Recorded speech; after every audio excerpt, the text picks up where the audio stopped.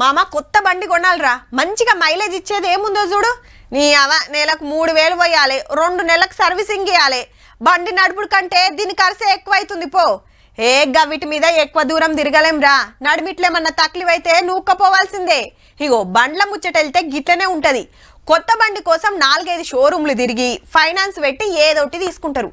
కానీ ఇది తీసుకుంటే మీకు లాభం ఉన్నదిలో. కొత్త కారో బండో ఆటోనో కొనేటోళ్ళు ఖతర్నాక్ ఆఫర్ ఉందబ్బా. కాకుంటే ఛార్జింగ్ బండ్లకే 100% tax exemption and registration exemption చేసే విధంగా నిర్ణయం తీసుకోవడం జరిగింది. గదన్నట్టు ఇయాల్టికెళ్ళి 2 ఏళ్ల దాకా ఎప్పుడు కొన్నా రోడ్ ట్యాక్స్ ఉండదు, రిజిస్ట్రేషన్ ట్యాక్స్ ఉండదు. షాప్ లో కొనుడు తొక్కుడు. ఏడాదికి 300 కోట్లు లాస్ గవర్నమెంట్ కు. అయినా అస్సలు వెనుకకు తగ్గుతలేరు. ఎందుకంటే హైదరాబాద్ కు రాబోయే పరిస్థితుల్లో ఢిల్లీ లాగా పొల్యూషన్ ఎఫెక్ట్ అయిపోయి ఇబ్బంది పడద్దనే ఆలోచనతో తెలంగాణ అంతటా 1,65,00,000 బండ్లుంటే అందులో ఎలక్ట్రికల్ 1,75,000. పెట్రోల్ డీజిల్ బండ్లతో శీతం పొగ, గాలి దినామింత గలీజ్ కాబట్టి. అదే ఇవైతే పొగ రాదు, ఏం రాదు.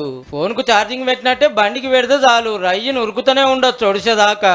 కొన్నోళ్ళకి సర్కారు ఇచ్చే ఫాయిదే కాదు, పెట్రోల్ డీజిల్ ఖర్చులు చూత తప్పినట్టే. లీటర్ 109 రూపాయలు ఉంది. మరి రేపు ఇంకా పెరగొచ్చునట. కాబట్టి కొత్త బండి తీయాలనుకున్న ఈవీ వెహికల్స్ గురించి ఆలోచన చేయుర్రి, మంచిగానే ఉండేటట్టుంది.